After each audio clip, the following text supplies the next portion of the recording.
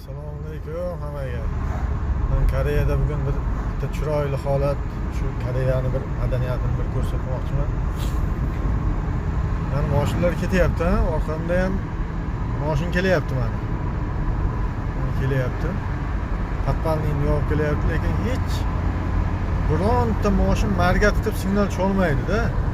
Bironta mashina. Juda kamdan kam holatlarda bo'lmasa deyarli yo'q. Bu o'zimizda padargalanat signal chalib marga tiqib mana bunday holat bo'lsa men birdan mana yerga olib kirmayman-ku, to'g'rimi? Mashina ko'p. Asal vaziyatni kutaylik.